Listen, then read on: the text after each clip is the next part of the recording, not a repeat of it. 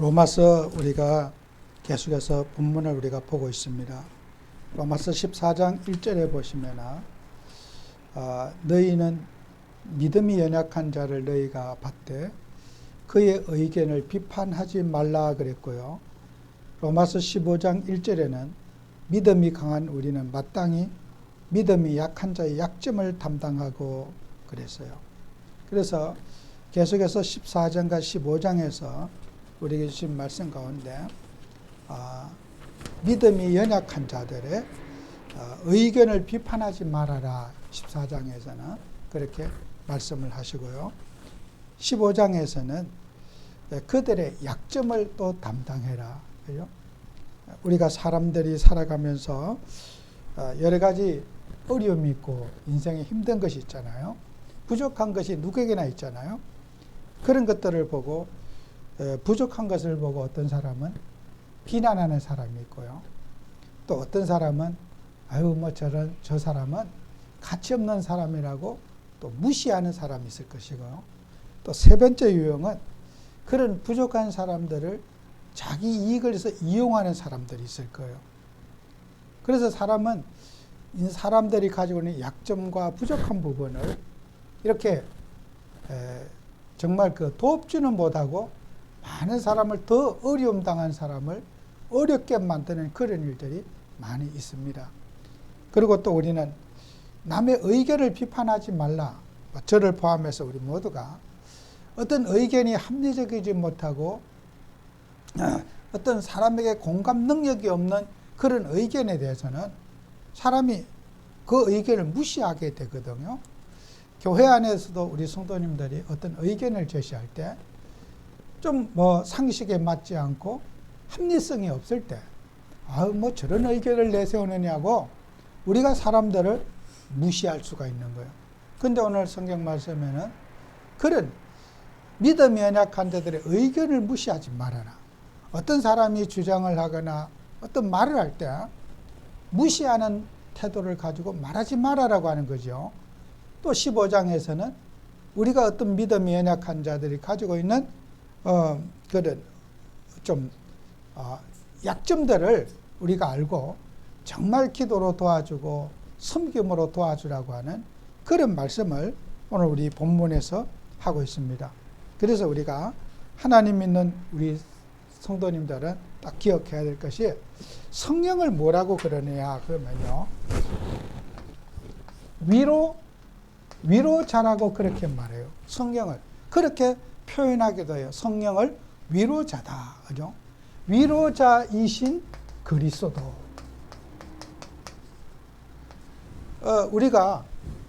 정말 우리가 하나님은 인간을 위로하시는 분이거든요. 그러면 하나님이 위로했기 때문에 우리도 사람이 믿음이 연약한 자들을 위로할 줄 아는 그런 우리가 삶을 살아야 된다는 거 아니겠어요?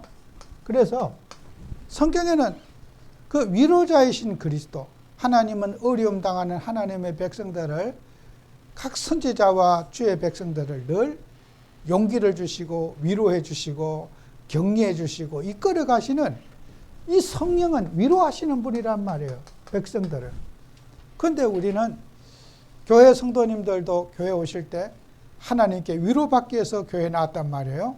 상처받고 육신의 갈등이 있고 경제적인 문제도 있고 건강의 문제도 있고 세상에 여러 가지 사회적인 문제가 있는데 교회 왜 나왔겠어요? 교회 공부하러 왔어요?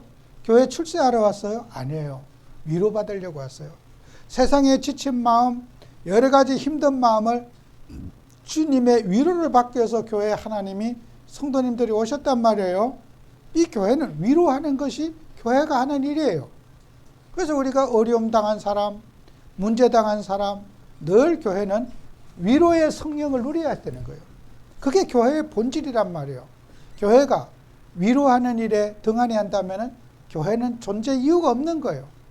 세상에 여러 가지 어려움 당한 사람, 가정에 불우하고 환경에 문제를 당한 사람에게 교회는 적극적으로 다가가는 교회가 되어야 된단 말이에요.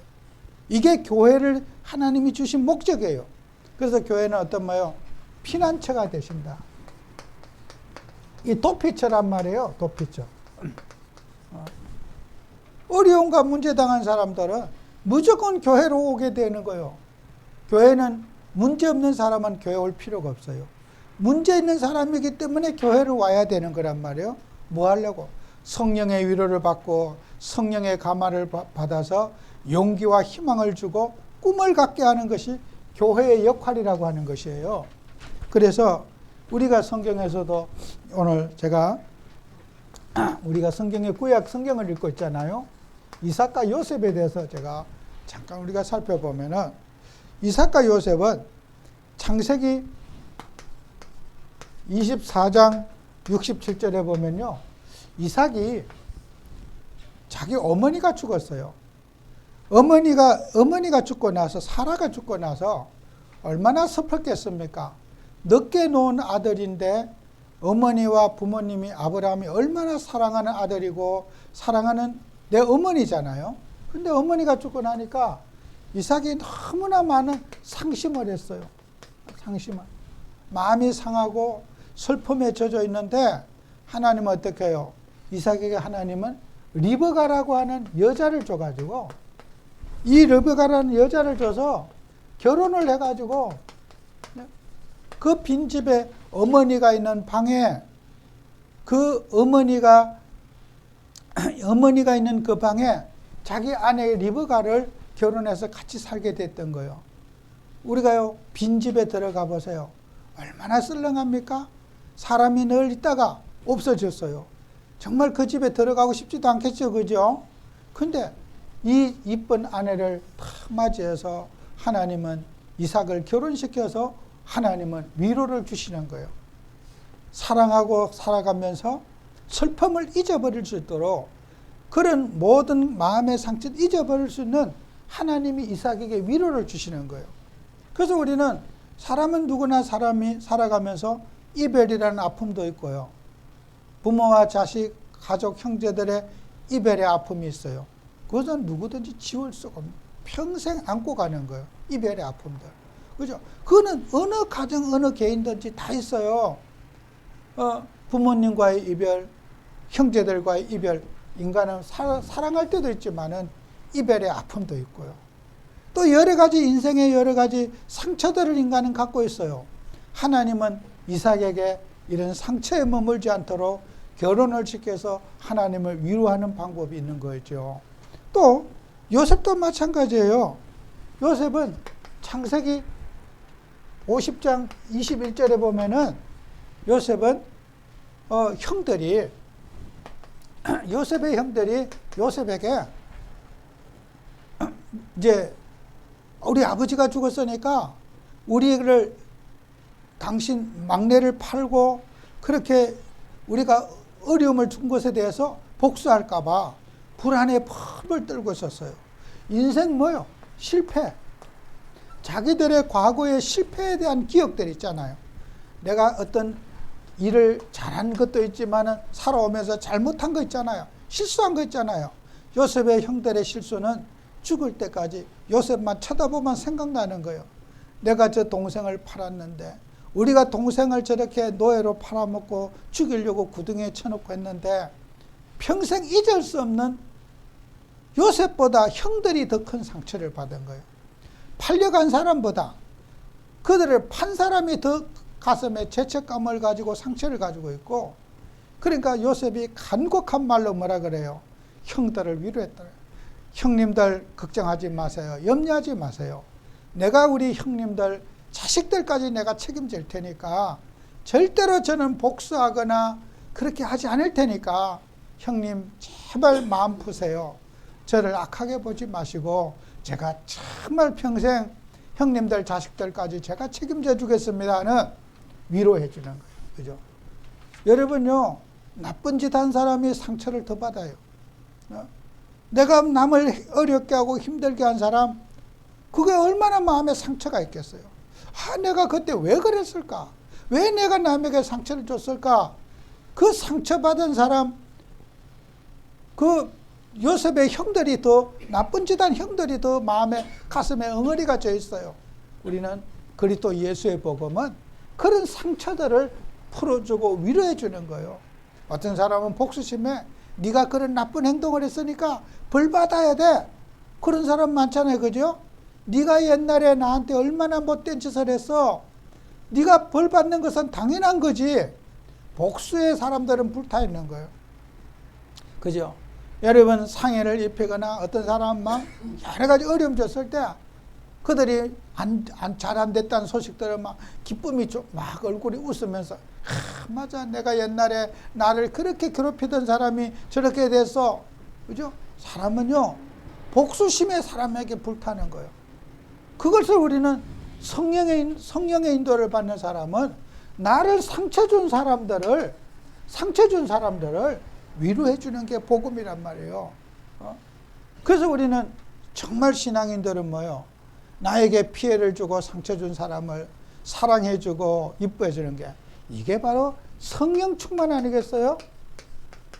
위로의 성령을 누리는 것이 나를 힘들게 했던 사람 위로해 주고 우리가 사랑해 주는 거 그게 성령 충만이란 말이에요. 그죠? 여러분이 이 말씀 붙잡고 정말 이번 한 주간도 우리가 내가 남이 나를 괴롭히고 힘들게 했던 사람 위로해 주고 나를 힘들게 했던 사람 우리가 밥 한 끼 대접할 수 있어야 최고의 믿음의 사람이에요. 그죠? 나한테 정말 좋은 일을 한 사람 우리가 고맙습니다 하고 또 우리가 베풀어 줄 수 있잖아요. 진짜 나한테 손해를 끼친 사람에게 정말 사랑해 줄 수 있는 거 그거 보통 사람 아니에요. 제가 어릴 때 그런 제 부모님 통해 그런 얘기를 들었어요. 저는 어릴 때 그 이해가 안 갔어요.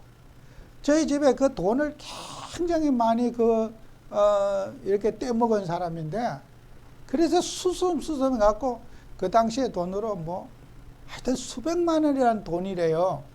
근데 정말 그렇게 돈을 벌려고 애를 써서 벌었는데 이제 그 사람이 종적을 간치고 없어진 거예요.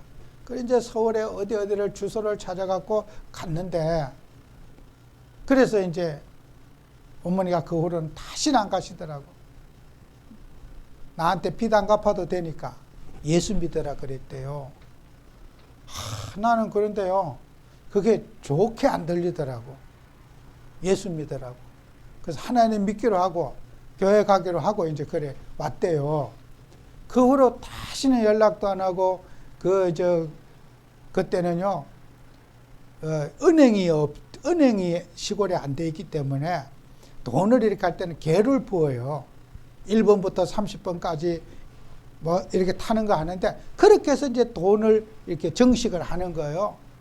그건 이제 우리가 농사를 이제 한 건만 한 게 아니라 한 사람한테 몇 건을 이제 그 사람이 들었잖아요. 그러니까 이제 그 사람이 제일 돈이 많은 이제 모친이 이제 돈 탈 때 고맙 야밤 도주하고 도망을 간 거예요. 그러니까요. 이름도 없이 그냥 소식도 도망을 가고 사람이 없어지니까 개주가 어떻게 되겠어요? 단돈 하나도 못 받는 거예요. 그런데 예수 믿으라고 교회 가라고 그래 놓고 다시는 그렇게 속상해하고 힘들어 하시더니 한 번도 말하지 않으시더라고요. 저는 그걸 이해가 안 가더라고요. 그래서 어머니가 걱정 안 하는 것은 좋지만은 참 그래도 집에서 걱정하고 막 그런 모습이 저도 불편하더라고요. 근데 싹 잊어버리시더라고요. 그 얘기 안 하시더라고요. 죽는 날까지 그 얘기 안 하시더라고요. 제가 그 얘기를 보면요. 여러분 보세요. 나에게 어려움 주고 그 뼈 빠지게 벌은 돈 진짜 밥도 물도 제대로 안 먹고 벌은 돈 그렇게 사기를 치고 가져갈 도망을 쳤을 때 그거 용서하기가 쉬운 거 아니잖아요. 그죠? 어떠면은 진짜 몽둥이라도 들고 와서 막 어떻게 일을 내고 싶지 않겠어요. 그죠? 근데 그게 우리는 그리스도의 사랑이에요.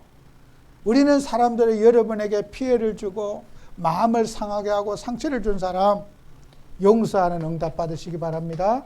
그죠? 우리는 그리스도 예수의 사람은 모든 사람을 용서해 줘야 돼요. 제가 세월이 지나고 오니까 한 가지 생각이 나요. 참 내가 그럴 수 있을까? 내가 그렇게 예수 믿으라고 교회 다니라고 그 말하고 내가 빠이빠이 통 다 털어버릴 수 있을까? 그거 쉽지 않은 거예요. 여러분이 하나님 믿으면서 정말 우리는 성령 충만의 비밀을 누려서 인간 갈등, 인간 문제 초월하는 응답 받으시기 바랍니다. 우리가 사람의 그 갈등에 묶여가지고 상처의 얽매인 생활을 하지 말고 예수 사랑으로 승리하는 여러분 되시길 바라요. 그래서 우리는 예수님 뭐예요? 상처를 치유하시는 그리스도예요. 그리스도는 우리 인간의 여러 가지 상처들을 치유하는 그리스도예요. 그래서 우리는 상처 주는 수준이 아니라 상처받은 사람들을 위로해주고 치유해주는 그리스도란 말이에요. 우리가 살다 보면 우리 성도님들이 고난당하는 성도들이 많아요. 고난당하는 성도. 어려움을 당하는 성도들이 얼마나 많은지요. 그래서 이사야서 40장 1절 2절에 보면은 너희는 내 백성을 위로하라 그래요. 위로하라, 내 백성을 위로하라 그래요. 성경에 보면요, 히브리서에 우리가 번역에 좀 빠진 게 내 백성을 정다히 위로하라 이런 단어가 있어요. 이게 말이 뭐냐? 이 정다히라고 옛날 성경에 있는데 지금 성경에 빠졌는데 이 정다히라는 말은요, 이게 히브리어로 이게 달레처라고 하는 단어예요. 달레처라고 하는 단어인데 이것은 감화를 주도록 예.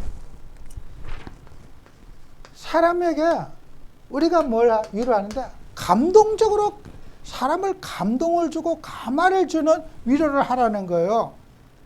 입에 발린 위로하지 말고 내 백성을 이스라엘 백성들이 포로되고 어려움되고 노예 생활하고 고통받고 있는데 백성들의 마음을 감동을 주도록 위로해라. 감동이 없는 위로는 그 욕이에요. 아픈 사람을 감동을 주고 상처받은 사람들을 감동을 줘야 돼요. 감동. 우리가 기도하면서 사람의 마음을 감동을 줄 수 있는 그런 위로를 하라. 내 백성을 위로하라. 그래요. 뭐 어떻게? 감동 주도록. 정다히 위로하라. 그래요. 마음을 기쁘게 하고 소망을 주고 사람의 가슴에 정말 공감할 수 있는 감동을 주는 위로를 하라는 거예요. 입 발린 소리로 감동하지 말고 어디 병문안을 가더라도 정말 그들의 마음에 감동이 되는 위로를 해야지. 뭐 그냥 형식적으로 가가지고 뭐 어디 꽃이나 한 다발 갖다 주고 과일이나 하나 갖다 주고 그냥 쓱 나오지 말고 진짜 그분들에게 기도해주고 그분들이 정말 위로받을 수 있도록 감동 주는 우리가 삶을 살아가는 거예요. 감동이 없는 사람, 감정이 메말라 있고 내가 그 감동이 없는 사람은 죽은 사람이에요. 우리는 이 감화할 수 있는 사람, 그런 우리가 마음을 움직이고 마음을 위로할 수 있는 그런 우리 그리스도인들이 돼야 된다는 거죠. 그 다음에 우리가 이 세상의 사람들이 연단받는 일이 얼마나 많아요. 그래서 야고보서 1장 12절 17절에 보면은 우리가 사람들이 13절에 보면 사람이 시험을 받을 때 내가 하나님께 시험을 받는다 하지 말지니 하나님은 악에게 시험을 받지도 아니하고 친히 아무도 시험하지 아니하시니라.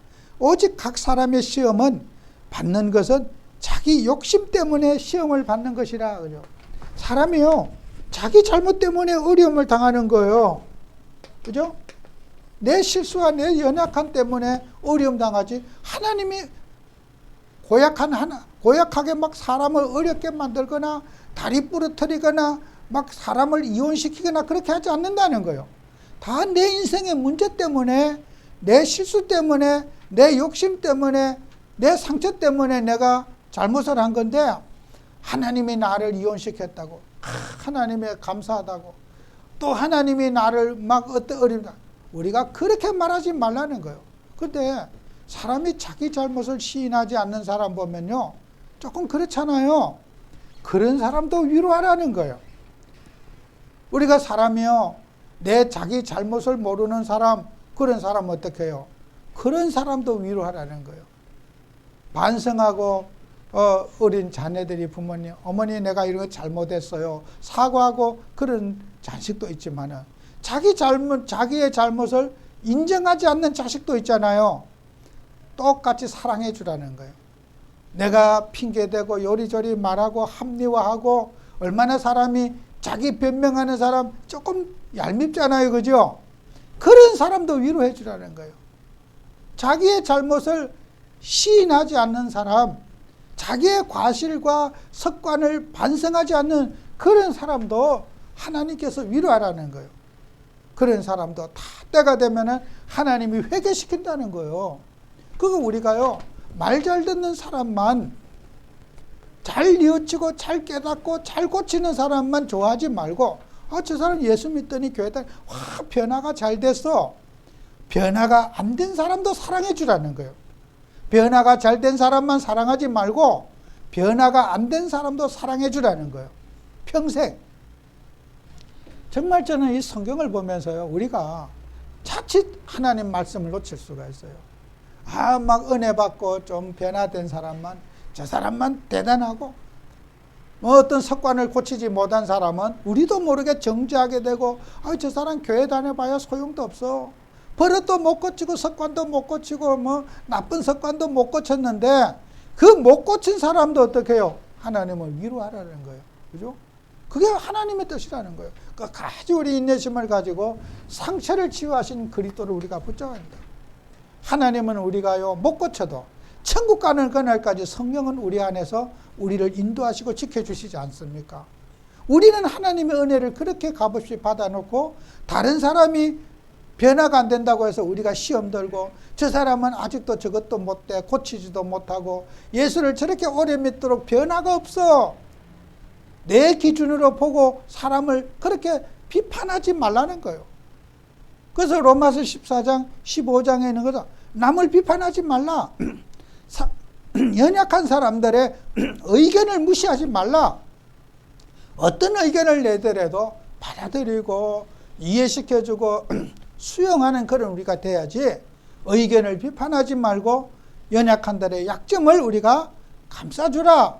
그것이 오늘 로마서 14장 15장에 준 우리에게 주신 말씀이지 않겠습니까? 그래서 우리는 참된 위로를 누리는 삶을 살아야 돼요. 진짜 우리는 거짓부리의 삶이 아니라 하나님의 자녀들을 위로하고, 그죠? 뭘로 위로해야 되겠어요? 말씀으로 여러분이 위로해야 돼요. 육신적인 말로 가지고 위로하지 말고 하나님의 말씀으로 위로하고 말씀 속에서 위로받을 수 있도록 우리가 살아가야 된다는 거예요. 그래서 오늘 본문에 로마서 15장 4절에 보면 뭐라고 했어요? 무엇이든지 전에 기록된 바는 우리의 교훈을 위하여 기록된 것이니 우리로 하여금 인내로 또는 성경의 위로로 소망을 가지게 하려 합니다. 이런 말씀을 보잖아요. 위로를 받게 돼요. 사람의 어떤 말 100마디 듣는 것보다 여러분이 성경 말씀을 볼 때 위로를 받게 되고요. 내 감정도 치유가 되고 내 상한 마음, 내 영혼이 치유가 되는 게 말씀 보는 거예요. 그 제가 여러분에게 말씀 보는 계속 하고 있잖아요. 계속 보셔야 돼요. 말씀 보면요, 하나님의 위로를 쭉 오는 성경의 위로로, 성경 말씀이 여러분에게 위로가 되고 여러분의 영혼이 깨끗하게 여러분이 곱게 치유되는 게 성경 말씀이에요. 그래서 여러분 성경 말씀 보세요. 답답하고 속상하고 힘들 때 무조건 성경 펼치는 습관을 가지세요. 이유 없이 그냥 내가 힘들면 성경 딱 펼쳐놓고 무조건 성경 봐보세요. 성경 볼 때 여러분은 풍성한 위로를 받게 된다는 말이에요. 여러분 또 기도할 때, 그죠? 마태복음 5장 4절에 뭐라고 되어 있어요? 애통하는 자는 복이 있나니 그들이 위로를 받을 것이며. 그래서 우리가 이 애통이 뭐요? 뭐 한다고 애통하겠어요? 너무 속상하고 힘들 때 막 눈물이 나잖아요. 하나님 앞에 기도하고 애통하며 부르짖을 때 하나님은 이 애통하는 눈물을 통해서 또 위로를 주신다는 거예요. 여러분이 슬픈 일을 당하고 어려움 당하고 말 못할 일을 당해서 우리 엄밀히 보신 하나님 앞에 애통하게 부르짖을 때에 여러분 위로를 받는다고 그랬어요. 기도할 때. 여러분은 속상한 사정 사람 앞에 얘기하면 상처를 받아요. 그러나 하나님 앞에 와서 정말 내 사정을 주님 앞에 다 고하시고 여러분이 주님 앞에 기도하잖아요. 하나님은 여러분에게 위로를 주시는 거예요. 정말 기도하며 위로받으시기 바라고 말씀 보면서 위로받으시기를 바라고 여러분 또 뭐요? 찬송할 때 또 위로를 받아요. 찬송. 우리가 이 찬송이라고 하는 것이 얼마나 중요해요? 야고보서 5장 13절에 있잖아요. 자, 너희 중에 고난 당한 자가 있느냐? 그는 기도할 것이요. 그죠? 저건 뭐야? 우리가 어려움 당할 때, 기도할 때. 하나님 위로를 받고 즐거워하는 자가 있느냐? 그는 찬송할지니라 그랬어요. 우리가요, 말씀, 기도, 찬송할 때 하나님의 풍성한 위로를 받는 거예요. 이 세 가지 위로를 우리가 받아야 돼요. 육신적인 위로가 아닌 하나님의 말씀을 다 붙잡고 성경에 이 말씀 붙잡을 때 여러분은 이런 풍성한 위로를 받게 되는 거예요. 그 다음에 여러분은 모든 것을 우리는요, 하나님께 영광 돌리는 삶을 살아야 돼요. 하나님께 영광을. 우리는 사람이 살아가면서요, 하나님께 영광을 돌리는 삶을 살 때 여러분요, 사랑받는 성도가 되고요, 또 사랑하는 성도가 돼야 돼요. 사랑하는 성도. 이 두 가지의 축복을 우리가 누려야 돼요. 사랑받는 성도, 사랑하는 성도. 뭐예요? 베드로전서 5장 1절에서 6절에 보면요, 거기에 이런 말씀이 있죠. 맡은 자들에게 주장하는 자세를 취하지 말고 양무리의 본이 되라 그랬어요. 여러분요, 양무리의 본이 되라. 여러분요, 이론적으로 이렇게 하라 저렇게 하라 가르치는 것이 아니라 우리 신앙인들은 내가 기도를 실천하고 내가 말씀을 누리고 내가 찬송의 사람이 돼야 된다는 거예요. 자기는 기도 안 하면서 기도하시라고, 나는 말씀 안 보면서 남 보고 말씀 보라고, 그런 입만 살아서 움직이는 성도가 아니라 내가 그 말씀을 누리고 기도를 누리고 찬송을 누리는 증인이 되시라는 거예요. 그 본을 보여라 그래요. 본. 잔소리만 하는 사람 되지 말고, 잔소리꾼 되지 말고 내가 실천하는 본이 되라. 여러분, 운동선수가 막 어디 올림픽에 나가서 금메달을 따거나 이러면요, 그 금메달 딴 사람들은 물론 운이 좋아서 금메달 따느냐, 어떤 행운도 와야 되지만은 그 실력을 준비를 해야지 올림픽에 나가서 금메달을 딸 수가 있어요. 그런데 그 금메달을 따고 이제 사회생활 하잖아요. 그럼 젊은 학생들을 가르치거나 후배들을 가르칠 때 그 금메달 따는 사람들은 아주 돈을 많이 받아요. 가르칠 때. 그 사람들은 이론을 가르치는 게 아니라 본을 보여주는 거예요. 운동을 내가 탁구를 칠 때 하는 모습을 보여줘요. 또 뭐든 배드민턴 하는 모습을 보여줘. 그 모습을 보고 저렇게 하면 되겠구나 하고 사람들이 따라가게 되는 거예요. 근데 이론을 아무리 가르쳐줘도 그 교육 발휘를 잘 안 받아요. 그 모습을 보고 나면은 그 제자들이 닮아가요. 그래서 어떤 메달을 딴 사람들은 그 금메달 따서 연금 받는 것도 있지만은 평생 지도자로서는 굉장히 많은 돈을 받을 수가 있어요. 지금 문제가 해결되는 거예요. 돈을 많이 벌 수가 있으니까. 여러분이 사람들이 그래요. 가르치고 시키는 것만 하는 사람은 그건 사꾼이에요. 내가 본이 되는, 여러분 만나는 사람이, 여러분이 진짜 기도를 누리면은 여러분 만나는 사람이 기도를 따라하게 돼 있어요. 여러분이 늘 말씀 보고 말씀을 상고하면은 여러분 만나는 사람이 하나님 말씀을 사랑하게 돼 있어요. 여러분이 찬송을 즐기잖아요. 여러분 친구들이 찬송을 즐기게 돼 있어요. 내가 교회를 사랑하잖아요.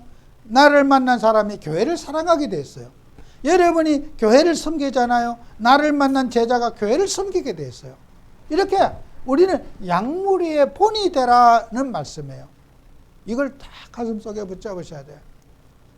그래서 우리는 이 하나님이라는 우리에게는 그렇기 때문에 이런 사람, 양무리의 본이 된 사람은요, 사랑을 받게 돼요. 그죠? 저분 멋있어. 나 저분처럼 예수 믿을 거야. 나 저분처럼 신앙할 거야. 사람들이요, 사랑받게 되는 거예요. 그죠? 그 다음에 우리는 사랑하는 사람은 어떤 사람이냐?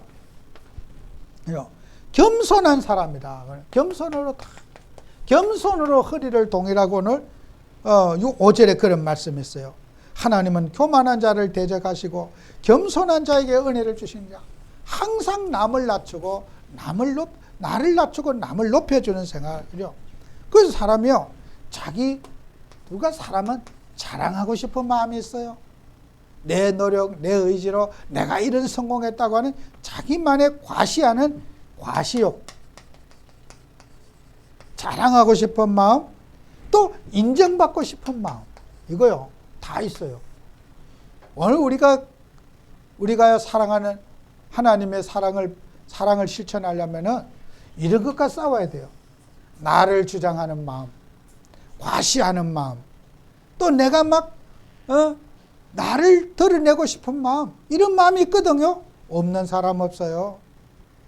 이것과 우리는 싸워야 돼. 진짜 저 자신도 그렇고 우리가 예수님 자랑해야 되는데 내 능력, 내가 자랑하려고 그러고 나도 모르게 확 올라와. 자랑할 것도 없는데 올라와. 저도 이 말씀을 보면서 나는 자랑할 게 진짜 없는데 잘난지도 못했는데 잘난 척하고 자꾸 나도 모르게 나라는 게 팍팍 일어나요. 이게 사람은요, 나도 모르게 교만이 쫙 올라오고 나도 모르게 뭔가 팍 내가가 올라와요.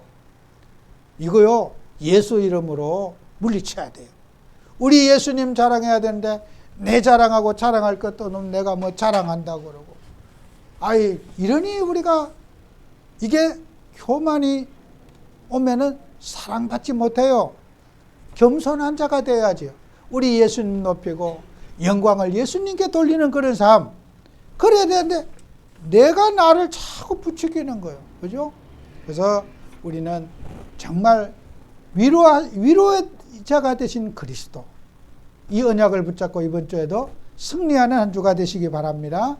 기도합니다. 주님, 우리에게 하나님의 은혜를 주셔서 정말 주의 성령이 우리를 위로하시며 위로자가 되신 그리스도를 붙잡고 승리하는 한 주가 되게 주옵소서.